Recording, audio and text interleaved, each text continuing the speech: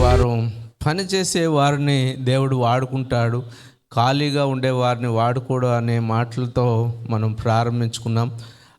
ఆమోసు అంటే అర్థం ఏమని చెప్పారు? భారం. Correct, thank you. ఆమోసు అంటే భారము భరించువాడు. ఓకే, బర్డన్ బేరర్ అనే ఒక అర్థం ఇచ్చేటువంటి పేరు. ఆయన పని చేసుకుంటూ ఉండేవాడు. ఈ వాజ్ నాట్ ఎ ప్రాఫిట్, ప్రవక్త కుటుంబానికి చెందినవాడు కాదు, లేకపోతే సేవ కొరకు రావాలి అనుకున్నవాడు కాదు. ఉద్యోగరీత్యా పొలం పని చేసుకుంటూ ఉండేవాడు. ఈ వాజ్ ఎ రిచ్ మ్యాన్. 12 అరకల ఎద్దుల బండితో ఆయన పొలం దున్నుకుంటూ ఉండేవాడు అన్నమాట. అయితే దేవుడు ఆయన్ని పిలుస్తాడు. ఆ పరిస్థితి ఎలాంటి వారు? యెరోబాము అంటే 2వ యెరోబాము రాజు కాలంలో అక్కడ పరిస్థితులన్నీ కూడా తారుమారుగా ఉన్న దినాల్లో పాపము కూడా ఎక్కువగానే ఉంది. అందుకని దేవుడు ఆ దినాన ఆమోసును పిలిచి మరి ఆమోసును వాడుకున్నాడు. అలాగే అక్కడ ఏం రాయబడిందంటే భూకంపము వచ్చే సమయానికి ముందుగా అని రాశాడు. భూకంపం వచ్చేదానికి ముందుగా ఈ ప్రవచనం, ఈ భూకంపాన్ని గురించి జకర్యా గ్రంథంలో కూడా రాశారు. 14:5 చూడండి. జకర్యా గ్రంథం 14:5 1వ వచనంలో ఉన్న భూకంపం కలుగుటకు 2 సంవత్సరాల ముందు అన్నదాన్ని జకర్యా ప్రవక్త 300 సంవత్సరాల తర్వాత దాన్ని ప్రస్తావిస్తాడు. చూడండి. కొండల మధ్య కనబడు లోయ ఆజీలు వరకు సాగగా మీరు ఆ కొండ లోయలోనికి పారిపోదురు. యూదారాజు అయిన ఉజ్జియా దినములలో కలిగిన భూకంపమునకు మీరు భయపడి పారిపోయినట్లు మీరు పారిపోదురు. అప్పుడు నీతో కూడా పరిశుద్ధులందరూ వచ్చెదరు. నా దేవుడైన యెహోవా ప్రత్యక్షమగును. సో ఆ భూకంపం ఎంత భయంకరమైనదో ఆయన అక్కడ ప్రస్తావించి రాస్తాడు. సరే, ఈ యొక్క పుస్తకం యొక్క థీమ్, ఈ యొక్క గురి ఏంటంటే, దేవుడు ఆలయంలోనే దేవుడు కాదు, ప్రజలందరికీ, దేశాలందరికీ, దేవుళ్ళందరికీ, అన్ని ప్రాంతాలకి దేవుడు అన్నది ముఖ్యమైనటువంటి సందేశం. వాళ్ళు అనుకున్నారు దేవుడు గుళ్ళోనే ఉంటాడు, వాళ్ళు ఇష్టం వచ్చినట్టు చేసుకోవచ్చు, లేదా మతాచారాలకు మాత్రమే దేవుడు, అది చేసేస్తే దేవుడికి సరిపోతుంది, మిగిలింది మనం ఇష్టం వచ్చినట్టు జీవించవచ్చు అన్నది అనుకున్నాడు. అయితే దేవుడు అంటున్నాడు, దేవుడు గర్జించే సింహంలాగా ఆయన వస్తాడు అంటాడు. 2వ వచనంలో మాట ఉంది చూడండి. ఆయన ప్రకటించినదేమనగా యెహోవా సియోనులో నుండి గర్జించుచున్నాడు. సియోనులో నుంచి గర్జించుచున్నాడు. The God is roaring lion అనేది సింహం గర్జించినట్టుగా దేవుడు గర్జించుచున్నాడు. సో ఈ అధ్యాయం 1లో ఆమోసు అద్భుతమైనటువంటి అలంకారిక పరికరాన్ని ఆయన ఉపయోగిస్తాడు. ఇశ్రాయేలీల యొక్క పొరుగు వారిపై దేవుడు ఎలాగా తీర్పు ప్రకటిస్తున్నాడో, ఆమోసు తమ శత్రువులను ఖండిస్తున్నప్పుడు ఇశ్రాయేలీలు ఉత్సాహపరుస్తున్నాడని ఊహించుకోకండి. ఆయన 3 పాపాలు 4 పాపాలు అనే పదాన్ని చాలా పర్యాయాలు అక్కడ వాడాడు. మీరు ప్రతి ఒక్కరిని సో దేవుడు వారిని ఎలాగా తీర్పు తీరుస్తాడు. నేను అనే మాట నేను అండర్లైన్ చేస్తూ వచ్చా. నేను అంటే దేవుడు చెప్పే మాట ఏంటంటే, 3వ వచనంలో ఒకసారి నేను ఉంది, 4వ వచనంలో ఒకసారి నేను ఉంది, 6వ వచనంలో ఒకసారి నేను ఉంది, 9వ వచనంలో ఒకసారి నేను ఉంది, అలాగే 10వ వచనంలో ఒకసారి నేను, 11వ వచనంలో ఒకసారి నేను. ఇలాగ మీరు అండర్లైన్ చేయండి, నేను అన్నమాట. సో గాడ్ ఒకసారి చెప్తే చాలు కదా, నేను చేస్తానండి. కాబట్టి ప్రతి పదం వెనకాల నేను వాళ్ళని నిర్మూలన చేస్తాను, వాళ్ళను మొత్తెదను, వారిని విరిచెదను అనే మాటలు చాలా భయంకరంగా అధ్యాయాల్లో రిపీటెడ్ టైమ్స్ వస్తాయి. సో అంటే దేవుడు చాలా కోపంగా ఆయన ఉన్నాడు అనేది మనం చూస్తాం. కాబట్టి ఇక్కడ ఈ ప్రజల యొక్క పాపానికి ప్రతీకారం ఏంటి అనేది కూడా ఆయన చాలా స్పష్టంగా ఈ అధ్యాయాల్లో, ఈ 1వ అధ్యాయంలో ఆయన వివరిస్తున్నాడు. So I'm going to quickly run through ఏ ప్రజలకి ఏ పాపానికి ఏ ప్రతీకారం దేవుడు తీరుస్తానంటున్నాడో మీకు క్లుప్తంగా 1వ అధ్యాయాన్ని సమరీ మనం ధ్యానం చేసి మనం ముందుకెళ్దాం. 1వ అధ్యాయం 3 నుంచి 5 వచనాల్లో దమస్కును గురించినటువంటి సమాచారం ఉంది. దమస్కు అని అంటే సిరియా రాజధాని, సిరియా దేశానికి రాజధాని దమస్కు. 3వ వచనం నుంచి 5వ వచనం చదువుదాం. యెహోవా సెలవిచ్చినదేమనగా దమస్కు 3 సార్లు 4 సార్లు చేసిన దోషములను బట్టి నేను తప్పకుండా దాన్ని శిక్షింతును. ఏలయనగా దాని జనులు పంట దుల్లగొట్టు ఇనుప పనిముట్లతో గిలాదును నూర్చిరి. నేను హజాయేలు మందిరములో అగ్ని వేసెదను, అది బెన్హదదు యొక్క నగరులను దహించివేయను. దమస్కు యొక్క అడ్డగడియలను విరిచెదను, అవేను లోయలోనున్న నివాసులను నిర్మూలము చేతును. బేతేదేదులో ఉండకుండా రాజదండము వహించిన వానిని నిర్మూలము చేతును. సిరియనులు చెరపట్టబడి కీరు దేశమునకు కొనుపోబడుదురని యెహోవా సెలవిచ్చుచున్నాడు. ఈ దేశం మీద పాపం ఏంటి మీరు చెప్పండి? What is the sin is addressing, God is addressing ఏంటి? దమస్క్ దేశంలో పాపం ఏంటి? యుద్ధంలో వారి యొక్క క్రూరత్వాన్ని ఆయన ప్రస్తావిస్తున్నాడు. వాళ్ళంట పంటను దుల్లగొట్టినట్టుగా, అంటే పంటను నూర్చినట్టుగా వాళ్ళు జనులను నూర్చేశారంట. చూడండి, ఆ మాట ఎక్కడుంది? 3వ వచనంలోనే ఉంది చూడండి. అనగా దాని జనులు పంట దుల్లగొట్టు ఇనుప పనిముట్లతో గిలాదును నూర్చిరి. అంటే అంత నలిపేశారంట వాళ్ళని. దేవుడు was not at all happy with that. అందుకని ఆయన అంటాడు ఇక్కడ యుద్ధంలో తీవ్రమైన లేకపోతే ఆ అమానవీయకమైన క్రూరత్వాన్ని ఆయన ఇక్కడ సూచిస్తున్నాడు. వారు ప్రజలను నలిపివేయటాన్ని, ధాన్యంలాగా నలిపేయటానికి దేవుడు అస్సలు సహించటం లేదు అనేది మనం చూస్తాం. ఈ సిరియా రాజు హజాయేలు ఇశ్రాయేలీల పట్ల ఎలాగా క్రూరత్వంగా ప్రవర్తించాడో ఆ మాటలు 2వ రాజుల గ్రంథం 10వ అధ్యాయం చూడండి ఒకసారి. అధ్యాయం అంత తర్వాత మీరు చదువుకుందరు, కానీ ఎంత క్రూరత్వంగా వాళ్ళు ప్రవర్తించారో చూస్తాం. చూడండి, ఆ దినములలో యెహోవా ఇశ్రాయేలు వారిని తగ్గించనారంభించెను. హజాయేలు ఇశ్రాయేలు సరిహద్దులలోనున్న యోర్దాను తూర్పు దిక్కున గాదీయులకును రూబేనీయులకును చేరికైన గిలాదు దేశమంతటిలోను అర్నోను నది దగ్గరనున్న అరోయేరు మొదలుకొని మనష్యుల దేశంలోను అనగా గిలాదులోను బాషానులోను వారిని ఓడించెను. సో ఆ యుద్ధము చాలా సీరియస్గా ఉంది. ఆ యుద్ధంలో ఉన్న క్రూరత్వాన్ని కూడా దాన్ని ప్రస్తావిస్తూ ఉన్నాడు. కాబట్టి దేవుడు ఎంత క్రూరంగా నువ్వు వారిని ప్రజలను నలిపేసావో దానికి ప్రతీకారంగా నేను నీకు తీర్చుకుంటానంటాడు. 2వ జనాంగానికి గాజా తూరును గురించి ఆయన అంటాడు. 6 నుంచి 9 వచనాలు చదువుదాం. యెహోవా సెలవిచ్చినదేమనగా, గాజా 3 సార్లు 4 సార్లు చేసిన దోషములను బట్టి నేను తప్పకుండా దాన్ని శిక్షింతును. ఏలయనగా ఎదోము వారికి అప్పగింపవలెనని తాము చెరపట్టిన వారినందరినీ కొనిపోయిరి. గాజా యొక్క ప్రాకారం మీద నేను అగ్ని వేసెదను, అది వారి నగరులను దహించివేయను. అష్టోదులో నివాసులను నిర్మూలము చేతును. అష్కెలోనులో రాజదండము వహించిన వాడుండకుండా నిర్మూలము చేతును. ఇంకను శేషించి ఉన్న ఫిలిస్తీయులను క్షయమగునట్లు నేను ఎక్రోనును మొత్తెదనని ప్రభువగు యెహోవా సెలవిచ్చుచున్నాడు. యెహోవా సెలవిచ్చినదేమనగా, తూరు 3 సార్లు 4 సార్లు చేసిన దోషములను బట్టి నేను తప్పకుండా దాన్ని శిక్షింతును.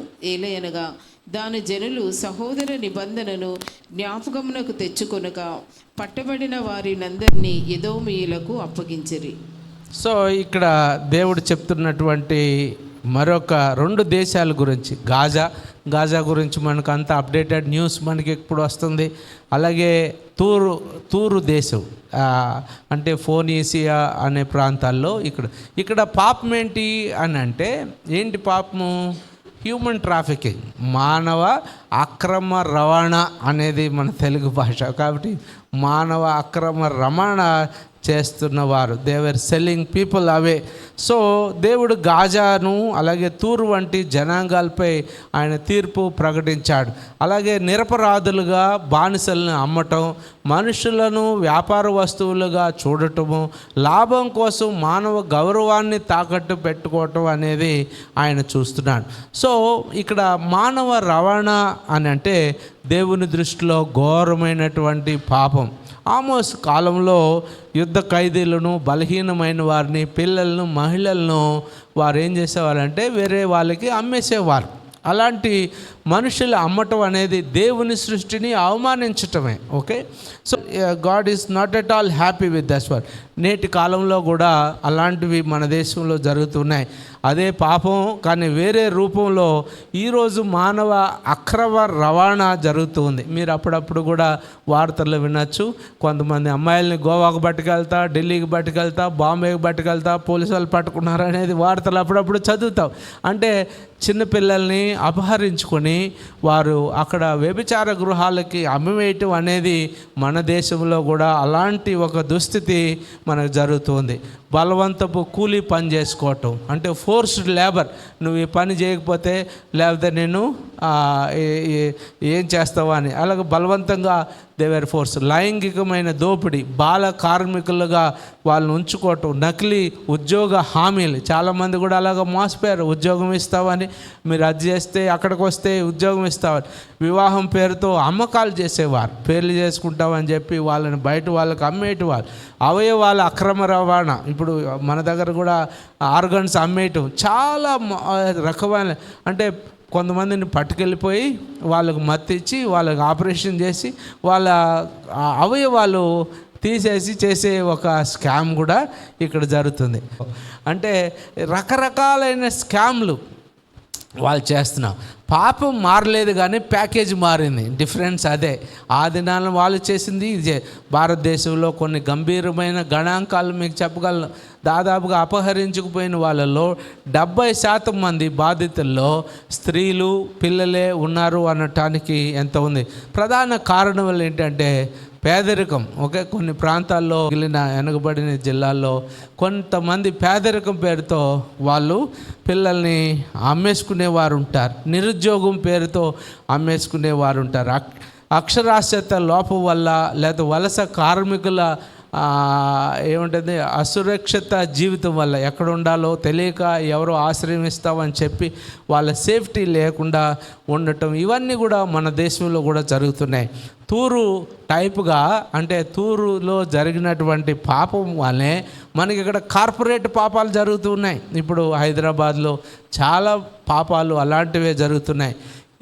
వీళ్ళెవరంటే సోదరత్వం అనేటువంటి బంధాన్ని కూడా విస్మరించిన వాళ్ళు. దే ఆర్ యాక్చువల్లీ రిలేటివ్స్ అయినా అమ్మేస్తున్నారంట. దే ఆర్ రిలేటివ్స్ అయినా వాళ్ళు లాభం కోసం మానవ సంబంధాలను కూడా వాళ్ళు తుడిచివేయటం, వ్యాపారం పేరుతో నైతికతను చంపేసుకోవటం, అవన్నీ కూడా ఇక్కడ జరుగుతున్నాయి. ఇవన్నీ ఆమోసు కాలంలో పాపాలే కాదు, మన దేశంలో మన టైంలో కూడా ఈ పాపాలే. సో సంఘానికి దేవుడిచ్చే పిలుపేంటి తెలుసా?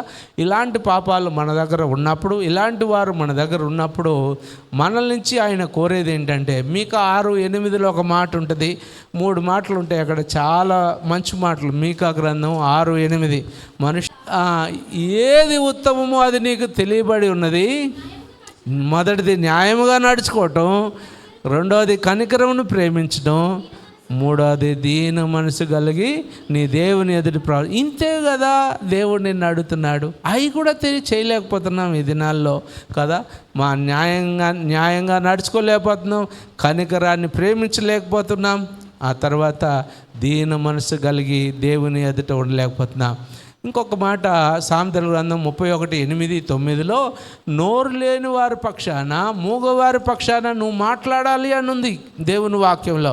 అలాంటి ఒక బలాత్కారం ఎక్కడన్నా జరుగుతుంటే, అలాంటి ఒక పాపం జరుగుతుంటే మనకేమి పట్టనట్లు. ఈ రోజుల్లో చాలా యాక్సిడెంట్లు అయినప్పుడు వాళ్ళు జనాలు తీసి ఆడ పడ్డ వాళ్ళని తీయకుండా ఫోటోలు తీసుకుంటారు కదా. అంటే వాళ్ళు పడ్డవాడికి కాసేపు బయటకు లాగి ఫస్ట్ ఎయిడ్ ఏదైనా ఇచ్చో, లేకపోతే అంబులెన్స్కి ఫోన్ చేసో, పోలీసు వాళ్ళకి ఫోన్ చేసే దానికంటే వీడియోలో ఆ సీన్ రికార్డ్ చేసుకునేదానికి చాలామంది ఆసక్తి చూపుతున్నారు. ఈ రోజుల్లో మానవత అనేది కనికరాన్ని ప్రేమించే వారు లేకపోతూ ఉన్నారు. చూడండి ఒకసారి 31:8 చదువుదాం. మూగవారికి దిక్కులేని వారందరికీ న్యాయము జరుగునట్లు నీ నోరు తెరువుము, నీ నోరు తెరిచి న్యాయంగా తీర్పు తీర్చుము. దీనులకును శ్రమపడు వారందరికీ, దరిద్రులకును న్యాయము జరిగింపు. This is an order. మాట్లాడలేని వారి పక్షాన, బీద వాళ్ళ పక్షాన, లేదో బతకొచ్చిన వాళ్ళ పక్షాన నువ్వు మాట్లాడాలి అంటాడు. నువ్వు మాట్లాడాలి, న్యాయం జరిగించాలి అనేది వాళ్ళ పక్షాన వాళ్ళు మాట్లాడలేదు. Maybe they don't have influence, they don't know anybody.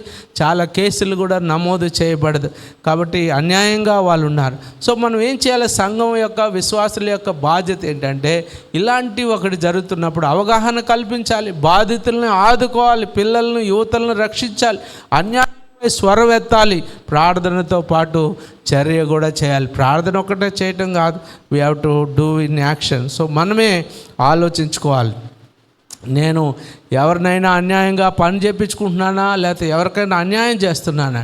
మనం బైబిల్లో ఒక మాట ఉంది, మీరందరూ అది కంఠస్థం చేయాలి. యాకోబు 4:17 మేలైనది చేయనెరిగి కాబట్టి చదవండి. 4:17 అందరూ అండర్లైన్ చేసుకోండి. కాబట్టి మేలైనది చేయనెరిగి అలాగో చేయని వానికి పాపం. నాకెందుకులే అని వెళ్తే నీకు మేలు జరుగుతుందా నష్టం జరుగుతుందా? నష్టం జరుగుతుంది. నాకెందుకులే అని నువ్వు వెళ్తే వాళ్ళకేం జరుగుతుంది?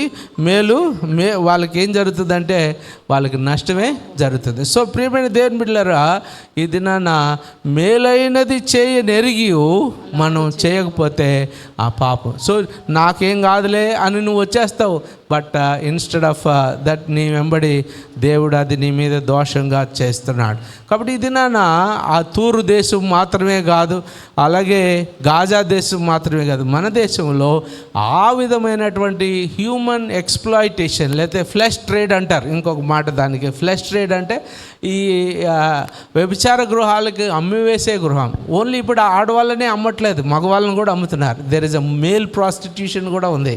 సో నాట్ ఓన్లీ గర్ల్స్, ఇంతకుముందు ఓన్లీ గర్ల్స్ ఉండేవాళ్ళు, ఇప్పుడు they are saying it other way around. So ఇది ఈ విధమైనటువంటి అత్యాచారాన్ని మనం అరికట్టే వారిగా ఉండాలి. అలాగా చూసి కూడా దాన్ని చేయకపోతే దేవుడు ఆమోస్ ద్వారా చెప్తున్న మాట, 3 దోషాలకైనా 4 దోషాలకైనా నేను శిక్షిస్తాను. దేవుడు న్యాయాధిపతి, ఆయన బాధితులకు దేవుడు, ఆయన న్యాయాన్ని ఆలస్యం చేయడు అనేది మనం గుర్తుపెట్టుకోవాలి. మూడవది, ఇక్కడ ఏదోము గురించి మాట్లాడతాడు. 11-12 వచనాలు చూడండి. యెహోవా సెలవిచ్చినదేమనగా, ఎదోము 3 సార్లు 4 సార్లు చేసిన దోషమును బట్టి నేను తప్పకుండా వారిని శిక్షింతును. ఏలయనగా వాడు కనికరము చాలించుకొని ఖడ్గము పట్టుకొని ఎడతెగని కోపముతో తనకు సహోదరులకు వారికి మానక చీల్చుచూ వచ్చెను. తేమాను మీద అగ్ని వేసెదను, అది బోస్రా యొక్క నగరులను దహించివేయును. సో ఇక్కడ ఏదో మీద పాపం ఏంటి? దేవుడు చేసేది కనికరాన్ని వాళ్ళు చంపేస్తున్నారండి. అసలు కనికరం అనే మాటే వాళ్ళలో లేదు, కనికరం అనే భావనే లేదు. కనికరాన్ని చాలించుకొని అంటే సమస్త కరుణ జాలి అన్నీ అణచివేసుకొని క్రూరత్వంతో బిహేవ్ చేస్తే, కోపం నిరంతరం రగులుకునేటువంటి విధంగా అలాంటి వారముగా మనం ఉంటే దేవుడు మనల్ని చూస్తున్నాడు. ఏదోము ఇజ్రాయేలు యొక్క సోదరుడు. ఎందుకంటే ఏశావు సంతతి వారు, ఏశావు వారసులు వాళ్ళంతా. ఏదోమీలంటే ఏశావు వారసులు. అయితే వాళ్ళ సొంత వారిని కూడా వారు క్షమించటానికి నిరాకరించడం, మరి వారి మీద శాశ్వతమైన పగ కలిగి ఉండటం God did not like that. కాబట్టి ఏదోము ఈ దేశం యూదాకు ఆగ్నేయంగానే ఉంటుంది. దీని గురించి మరి అనేక ఉండాలి. వాళ్ళు బంధువులు ఇశ్రాయేలీలు వారు, యాకోబు సంతతి, ఏదోము వారు యాకోబు అన్న ఏశావు సంతతి వారు. ఆ దేవుడు ఏ జాతిలోనైనా సరే ద్వేషం, కోపం, క్రౌద్ అవన్నీ కూడా ఉంటే వాటిని దేవుడు ఖచ్చితంగా శిక్షిస్తాడు. ఏదోంలో మరి తేమాను ఒక ప్రాంతం, బోస్రా ఏదేంలో ఒక ముఖ్య నగరం ఉంది. ఆ యొక్క నగరాల్లో దేవుని యొక్క ఉగ్రతను ఆయన ప్రకటించాడు.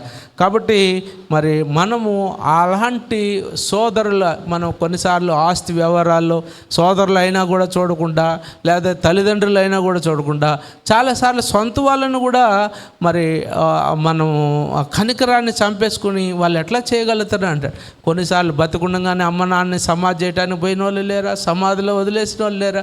మాకు మీరు సంబంధం లేదని వదిలేసిన వాళ్ళు లేరా? ఉన్నారు. ఎందుకంటే అలాంటి వారిని దేవుడు శిక్షిస్తాడు. అలాంటి వారు ఇక్కడ ఏదోము వారుగా ఎడతెగని కోపంతో ఉండేవారు, వాళ్ళు శాశ్వతమైన పగతో ఉండేవారిని దేవుడు శిక్షిస్తానని చెప్తున్నాడు. 4వది అమ్మోనీలు. నాలుగోది అమ్మోనీయులు. అమ్మోనీయుల యొక్క క్రూరత్వాన్ని గురించి 13-15 చదువుదాం. 13-15 వచనాలు. యెహోవా సెలవిచ్చినదేమనగా, అమ్మోనీయులు 3 సార్లు 4 సార్లు చేసిన దోషములను బట్టి నేను తప్పకుండా వారిని శిక్షింతును. ఏలయనగా తమ సరిహద్దులను మరి విశాలము చేయదలిచి గిలాదులోని గర్భిణీ స్త్రీల కడుపులను చీల్చిరి. రబ్బా యొక్క ప్రాకారం మీద నేను అగ్ని రాజబెట్టుదును. రణకేకలతోనూ సుడిగాలి వీచున్నప్పుడు కలుగు ప్రళయము వలెను అది దాని నగరుల మీదికి వచ్చి వాటిని దహించి వేయును. వారి రాజును అతని అధిపతులను అందరూ చెరలోనికి కొనిపోబడుదురని యెహోవా సెలవిచ్చుచున్నాడు. సో అమ్మోనీయుల యొక్క పాపం ఏంటి? ఇక్కడ దురాశ, మరి క్రూరత్వం, గ్రీడ్ అండ్ బ్రూటాలిటీ. అక్కడ అమ్మోనీయులు వాళ్ళు ఈ దినాల్లో డబ్బుల కోసం ఎవరినైనా అమ్మేస్తారు కదా, ఏదైనా చేసేసుకునే వాళ్ళు. అలాంటి వారు వీళ్ళు సరిహద్దులను విశాలం చేసుకోవటానికి, లేకపోతే వాళ్ళ యొక్క ఆస్తిని పెంచుకోవటానికి, డబ్బు ఎక్కువ సంపాదించుకోవటానికి వాళ్ళు క్రూరత్వాన్ని కలిగిన వారుగా ఉన్నారు అంటాడు. దురాశ చూడండి అక్కడ 13వ వచనంలో, ఏలయనగా తమ సరిహద్దులను మరి విశాలం చేయదలిచి గిలాదులోని గర్భిణీ స్త్రీల కడుపులను చీల్చారు. వాళ్ళు గర్భమును కూడా కోసారంటే వాళ్ళు కదా, ఎంత భయంకరమైన వారు. అమ్మోనీయులు అమ్మోను ప్రజలు ఇశ్రాయేలు తూర్పు దిశలో ఉండేవాళ్ళు. సరిహద్దులు విశాలం చేసుకోవాలని, డబ్బులు ఎక్కువ సంపాదించుకోవాలని, ప్రమోషన్ ఎక్కువ తెచ్చుకోవాలని, వాళ్ళు మరింత భూమిని సంపాదించుకోవటానికి వారు ఈ యొక్క పాపాన్ని వారు చేస్తున్నారు. సో స్వచ్ఛమైనటువంటి దురాశ, వారు కొంచెం ఎక్కువ భూమి కోసం వాళ్ళు ప్రయాసపడి ఇతరులను నష్టం చేస్తే దేవుడు వారి పక్షాన ఉన్నాడు. సో ఇలాగా దేవుడు మనకి అనేకమైనటువంటి వారు, ఏ ఒక్కరిని కూడా, ఇప్పుడు వీళ్ళ ప్రాబ్లం ఏంటంటే మతాచారాలు. ఆదివారం చర్చ్కి వస్తే చాలు పాపాలన్నీ కడిగిపోతాయి అని సోమవారం వాళ్ళ లైఫ్ స్టైల్ లోకంలో జీవించే వారుగా వీరందరూ ఉన్నారు. వారు అనుకున్నారు మతపరమైన ఆచారాలు, ఆదివారం చర్చ్కి వెళ్తేనో, చందా డబ్బులు వేస్తేనో, మొక్కుబడి చెల్లించుకుంటానో సరిపోతుంది, ఇంకా నా లైఫ్ స్టైల్. దేవుడు నువ్వు చర్చ్కి వచ్చినా, చందా ఇచ్చినా, మరి దేవునికి ఇష్టంగా నువ్వు జీవించకపోతే God is a God of a judge. ఆయన తీర్పు తీర్చే దేవుడు. God will punish. రోరింగ్ లయన్గా, గర్జించే సింహంగా ఉంటాడు. బైబిల్లో 7 రకాలైన తీర్పులు ఉన్నాయి. అది చెప్పి నేను ముగిచ్చేస్తాను. ఓకే, 7 రకాలైన తీర్పులు ఉన్నాయి. మీరు ప్రతి ఒక్కరూ సర్వ మానవులు కూడా ఈ తీర్పు కిందకి రావాల్సిందే ఖచ్చితంగా. మొదటి రకమైన తీర్పు ఏంటంటే, యేసు ప్రభువారు మనందరి పాపముల నిమిత్తం కల్వరిలో ఆయన తీర్పు పొందాడు. ఓకే, మనందరి పాప పరిహారార్థమై ఆయన శిక్ష అనుభవించాడు. అది మొదటి తీర్పు. ఓకే, సర్వ మానవాళి కోసం కల్వరిలో దేవుడు పొందినటువంటి శిక్ష, it's the saviour on the cross being judged for our sins. అది మొదటి తీర్పు, దేవుని యొక్క తీర్పు. రెండవ తీర్పు ఏంటంటే విశ్వాసుల యొక్క తీర్పు. మనందరికీ ప్రతి ఆదివారం మనం ప్రభు బలి ఇచ్చేటప్పుడు మనం ఆ మాట ఖచ్చితంగా చదువుకున్నాం. ఎవరికి వారు పరీక్ష చేసుకొని దేవునితో సరి అయిన సంబంధాన్ని కలిగి ఉండటానికి ఒప్పుకొని, పాపాలు ఒప్పుకొని, సరి చేసుకొని పాలు పంపులు పొందటమని చెప్తాం.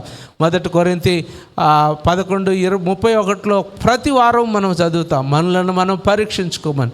ఆ పరీక్షించుకోవటం రెండవ తీర్పు. ఓకే, ఏమంటారు అది, బిలీవర్ సెల్ఫ్ జడ్జిమెంట్. నువ్వు స్వపరీక్ష చేసుకోవాలి. చాలా పర్యాయాలు మనల్ని ఏదో తప్పులో లేదా పాపంలో ఉండి కూడా ఏం కాదులే అని తీసుకుంటే అది మనకు ఆశీర్వాదం కాదు, నష్టమే కలుగుతుందని దేవుని వాక్యం చెబుతుంది. మూడవది విశ్వాసులందరికీ కలిగే తీర్పు. ఇది క్రీస్తు న్యాయపీఠం ఎదుట జరిగే తీర్పు. ఓకే, అది మధ్యాకాశంలో జరిగే తీర్పు. ప్రతి ఒక్కరికి దేవుడు, విశ్వాసులందరికీ, నేను చేస్తానని చెప్పి ఎగ్గొట్టిన వాళ్ళకి, వస్తానని చెప్పి రాని వాళ్ళకి, పనిలో ప్రభు ఇచ్చిన తలాంతులను బట్టి ఎవరు ఏ తలాంతు ఎంత వాడుకున్నారో వాడుకోలేదో వీటన్నిటిని బట్టి గాడ్ విల్ ఆస్క్ అకౌంట్. ప్రతి ఒక్కరికి వారి వారి క్రియలను బట్టి దేవుడు వాళ్ళకి బహుమానాలు ఇస్తాడు, లేకపోతే వాళ్ళకి పనిష్మెంట్ ఉండదు, నరకానికి పంపించకపోవచ్చు కానీ but there will be a crowns, కిరీటాలు దేవుడు ఆయన ఇస్తాడు. ఇది విశ్వాసులకు జరిగే తీర్పు. నాలుగోది జనులందరికీ కలిగే తీర్పు, the judgement of the nations.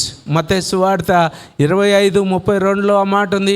గొర్రెలను మేకలను వేరుపరిచేటువంటి ఒక తీర్పు, ఇది ఆయన అది జరిగేటువంటి తీర్పు. ఓకే, జనములో కలిగే తీర్పు, మేకల నుండి గొర్రెలను వేరుపరచడం. ఐదవ రకమైన తీర్పు, ఐదవ తీర్పు ఇశ్రాయేలీలకు కలిగే తీర్పు. Okay, the judgement of Israel. Okay, అది హెచ్కేల్ గ్రంథం 20వ అధ్యాయంలో 20వ అధ్యాయం 30 నుంచి 44 వచనాల్లో ఆ మాటలు మనం చదువుతాం. పోస్ట్ ట్రిబులేషన్ అది మనకు జరుగుతుంది. ఇది ఇశ్రాయేలీలకు కలిగే తీర్పు. తర్వాత శ్రమల కాలం అనంతరం జరిగే తీర్పు. ఆ తర్వాత 6వ తీర్పు దేవదూతలకు కలిగే తీర్పు. ఓకే, దేవదూతలు, the angels, the judgement of angels. మనం అందరం కూడా ఏంజల్స్కి తీర్పు తీరుస్తామన్నది బైబిల్లో. మీరు ఆ కొరింథీ పత్రిక పౌలు గారు రాస్తూ అంటాడు, మీరు దేవదూతలకు తీర్పు తీర్చువారై ఉండగా ఈ లోకమైన జడ్జిల దగ్గరికి ఎందుకు నిలబడతారు అని ఉంటుంది కదా. అంటే దేవదూతలకు కూడా తీర్పు. ఆల్రెడీ దేవుడు ఒక గ్రూప్ ఆఫ్ ద ఏంజల్స్ని లోపల పెట్టి బంధించున్నాడు ఆ తీర్పు దినం కోసం. దేవదూతలకు కలిపే తీర్పు. ఎన్నైనా 6. 7వది మరణించిన దుర్మార్గులకు కలిగే తీర్పు, the judgement of the wicked and dead. ఇది ధవల సింహాసనం తీర్పు. ఓకే, అది దిస్ ఈజ్ అ ఫైనల్. ఆ తర్వాతే నరకం, స్వర్గం అనేది ఆ తర్వాతే జరుగుతుంది. సో ఈ అన్ని తీర్పులు ఉన్నాయి. So no one will escape. ప్రతి ఒక్కరికి ఎబ్రీ 9:27 ప్రకారం ప్రతి ఒక్కరికి ఒకే జీవితం ఉంది. ఒకసారి చదువుదాం, తొందరగా మాట చదువుదాం. 9:27 మనుషులు ఒక్కసారే మృతి పొందవలెను. సో మళ్ళా మన దేశంలో నమ్మేటట్టు మళ్ళా పుడతావు అనేది బైబిల్ చెప్పదు. ఒక్కసారే, there is only one life. ఆ లైఫ్ అయిపోయిన తర్వాత మనం అందరం కూడా తీర్పులోనికి రావాలి. సో 7 రకాలైన తీర్పులు మీరు ఆలోచించండి, ధ్యానం చేయండి. ప్రతి ఒక్కరు, నోబడీ ఈజ్ ఎగ్జంప్టెడ్. మనం చేసే ప్రతి పనిని బట్టి, మనం మాట్లాడే ప్రతి మాటను బట్టి దేవుడు తీర్పు తీరుస్తాడని ఉంది. సో వీ హ్యావ్ టు భయముతో వణుకుతో మన సొంత రక్షణను కొనసాగించుకోవాలి. సరే, నేను ముగిస్తున్నాను. ఆమోసు యొక్క ఇక్కడ మాటలు ఏంటంటే, మతపరమైన ఓదార్పు ప్రమాదకరం, the danger of religious comfort. నేను చర్చికి పోతున్నా, బైబిల్ చర్చిలో పనిచేస్తున్నా అని నీవు ఓదార్చుకుంటే ఇట్స్ అ డేంజర్. దేవుడు ఎంత పని చేస్తున్నావో దేవుడికి అనవసరం. నువ్వు దేవుడికి డబ్బులు ఎంత ఇచ్చావో అనవసరం. దేవుని మంచి వాళ్ళలాగా ప్రవర్తిస్తున్నావు, అది అనవసరం. కానీ నీవు దేవునితో అడుగు జాడల్లో నడవకపోతే, పేదల పట్ల నీకు దయ లేకపోతే విశ్వాసంలో నాణ్యత లేకపోతే, మరి చాలామంది ఆరాధనకు పాటలు పాడేదానికి ప్రాముఖ్యత ఇస్తారు కానీ పరిశుద్ధతకు ప్రాముఖ్యత ఇవ్వరు. దేవుడు, God is not at all happy what you do, కానీ నువ్వు దేవుని కొరకు ఎలా జీవిస్తున్నావో అది ఆయన అడుగుతాడు. సో మతపరమైనటువంటి ఆచారాలకు దేవుడు మెచ్చుకోడు. నువ్వు రెగ్యులర్గా దేవుడు చర్చకు వస్తున్నందుకు దేవుడు నీకు మెచ్చుకొని ఏం ప్రమోషన్ ఇయ్యాడు. దేవుడు తోలు తీసే దేవుడు, మనకు కూడా దేవుడు తీస్తాడు. కాబట్టి అది జాగ్రత్త. రెండవది మానవ వ్యాపారం. If you are misusing the humans, లేకపోతే కమోడిటీ ఆఫ్ హ్యూమన్స్, దేవుడు తీర్పు తీరుస్తాడు. ఏమంటున్నాడంటే, నువ్వు ఇతరులకు అన్యాయం చేసినా, ఇతరులని లాభానికి వాడుకున్నా, you don't use people for a stepping stone. నువ్వేదో ప్రమోషన్ కోసం వాళ్ళని ఒక మెట్లాగా నువ్వు పావులాగా వాడుకోకూడదు. వాళ్ళు గాజాకు తూర్కు వాళ్ళు చెప్పినటువంటి మాట, లక్షలాది మంది ఈ దినాన బలవంతపు సౌకర్యాలుగా లేకపోతే లైంగిక వ్యాపారంలో చిక్కున్నారు. They can never bride. నేను ట్రూ స్టోరీ, హైదరాబాద్లో ఒక పోలీస్ ఆఫీసర్ నాకు చెప్పిన స్టోరీ మీకు చెప్తాను. ఓకే, అఫ్కోర్స్ ఒక అమ్మాయికి ఫ్లైట్ ఎక్కాలని చాలా ఆశ అంట. ఫ్లైట్ ఎక్కాలి, విమానం ఎక్కాలని. ఇప్పుడు కాదులే, కొన్ని సంవత్సరాల కింద. ఇప్పుడు ఫ్లైట్ ఎక్కడం ఈజీలే, కానీ అంతకుముందు చదువుకుంటున్న దినాల్లో ఫ్లైట్ ఎక్కాలని చాలా ఆశ అంట. సరే, అలాగా ఆ ఆశని తెలుసుకున్న వారు క్యాష్ చేసుకోవటానికి అడిగారంట. ఓకే, ఇంకొక అమ్మాయి ద్వారా లేదా ఇంకొక అబ్బాయి ద్వారా చేసి, అమ్మ నా బర్త్డే చేసుకుంటున్నా, అయితే ఇక్కడ కాదు బాంబేలో చేసుకుంటున్నా, నువ్వు వస్తావా నా బర్త్డేకి, టికెట్ అంతా నేను పెట్టుకున్నానంటే ఆ అమ్మాయికి ఆల్రెడీ ఇంట్రెస్ట్ ఏంటి, ఫ్లైట్ ఎక్కాలని. ఎలాగా ఫ్లైట్ నేను వస్తాను, మళ్ళీ సాయంకాలానికి వచ్చేద్దాం, మీ ఇంట్లో ఏం చెప్పనక్కర్లేదు, మనం పొద్దున్న ఫ్లైట్కి ఇగో టికెట్లు ఉన్నాయి, మళ్ళీ సాయంకాలం మనం ఆ ప్రోగ్రాం అయిపోయినాక వచ్చేద్దామని చెప్పారండి. ఒక అమ్మాయి చాలా సంతోషంగా కాలేజీకి వెళ్ళినట్టే వెళ్ళి హైదరాబాద్ నుంచి మరి బాంబే తీసుకెళ్ళారు. బాంబే హైదరాబాద్ ఎయిర్పోర్ట్కి వచ్చేసరికి ఆ ఫ్లైట్ ఎక్కే టైంకి తనతో ఉన్నటువంటి వ్యక్తి ఏమన్నంటే, అమ్మ నువ్వు పద, గేట్లో నుంచి పద, నేను ఇప్పుడే వాష్రూమ్కి వెళ్ళొస్తాను, లేకపోతే ఇక్కడికి వెళ్ళొస్తాను, ఫోన్ మాట్లాడుస్తాను అని చెప్పి ఆ అమ్మాయిని పంపించేశారు. ఈ అమ్మాయితో కూడా వెళ్తానికి సిద్ధపడిన వాళ్ళు వెళ్లకుండా తిరిగి వచ్చేసారు. ఆ అమ్మాయి ఒకటే వెళ్ళింది. ఆ అమ్మాయిని పికప్ చేసుకోవటానికి వేరే వాళ్ళకి వీళ్ళు ఆల్రెడీ అరేంజ్మెంట్ చేశారు. ఆ అమ్మాయిని తీసుకెళ్ళకూడని ప్లేస్లోకి తీసుకెళ్ళిపోయారు. ఆ తర్వాత బయటికి ఎక్కడికి వెళ్ళిందో తెలీదు, ఎట్లా బయటపడాలో తెలీదు. ఆ తర్వాత వ్యభిచార గృహానికి అమ్మేశారు. ఆ అమ్మాయి రావటానికి వీలు లేకుండా ఉన్న దినాల్లో there were many true stories అలాంటివి. చాలా మానవ అక్రమ రవాణా జరిగినటువంటివి. కాబట్టి మన దేశంలో వేరే దేశాన్ని గురించి మాట్లాడట్లేదు, మన దేశంలో కూడా అలాంటి వారిని మరి చాలామంది ఉన్నారు. ఇప్పటికీ అలాంటి వ్యవస్థలో జరుగుతూ ఉన్నాయి. కాబట్టి మనము అలాంటి వారిగా ఉన్నామని, అలాంటి పరిస్థితుల్లో ఉన్నామని ఎరిగి దేవుని వాక్యాన్ని అనుసరించే వారిగా, ఆధునిక బానిసత్వం గురించి మనం మౌనంగా ఉండకుండా దేవుని దగ్గర ప్రార్థన మాత్రమే కాకుండా మనము సహోదరులకు సహాయం చేసేవారిగా, సహోదరులకు సహాయం చేసేవారిగా ఉండాలంటాడు. మూడోది ఇక్కడ అన్నాడు, అంతులేని పగానే పాపం. కొంతమంది కనికరాన్ని అణిచివేసే, నేను చచ్చిన వాళ్ళతో మాట్లాడంటే చచ్చిపోయినాక ఏం మాట్లాడతావు కదా, కొంతమంది అండంగా వింటారు కదా, నేను చచ్చిన వాళ్ళ ఇంటికి వాడంటే అంతే. వాళ్ళు కనికరాన్ని అణిచివేసి వాళ్ళు ఏం చేస్తారు, అలాంటి వారికి దేవుడు తీర్పు.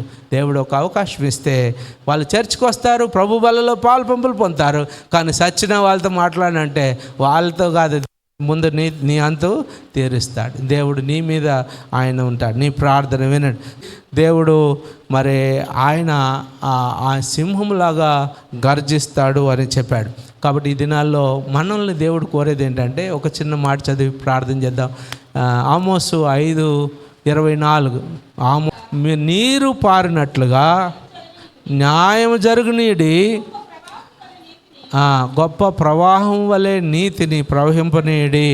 So that is our aim. కాబట్టి మనం ఆ ప్రార్థన చేద్దాం. ప్రభా, నీరు పారినట్లుగా న్యాయం జరగనీయ్యా, గొప్ప ప్రవాహం వల్లే నీతి ప్రవహించేటట్టు చేయ్యా అని మనం ప్రార్థన చేద్దాం. ఏదైనా పాపాన్ని దేవుడు మనలకు ఒప్పింపజేస్తే ఈ దినాన మనం ఒప్పుకుందాం. అలాగే అక్కడ ఉన్నటువంటి ప్రజల్లాగా దేవుడు ఈ దినాన మనలో కూడా, మనం అలాంటి వారిముగా ఉన్నాం. దమస్కు లాంటి వారిముగా ఉన్నామేమో, దమస్కు ప్రజలు లాంటి వారిముగా ఉన్నామా, లేకపోతే తూరు గాజా లాంటి వారిముగా ఉన్నామా, ఏదోము లాంటి వారిముగా ఉన్నామా, అమ్మోనీయులు లాంటి వారిముగా ఉన్నామా? ఒకవేళ ప్రార్థన చేద్దాం. ఏదైనా పాపం మనలో ఉంటే ప్రభుని అడుగుదాం. ప్రభా, మమ్మల్ని క్షమించండి. మీరు తీర్పు తీర్చే దేవుడు, ప్రతి ఒక్కరిని నాయన తీర్పులోనికి తీసుకొస్తారు.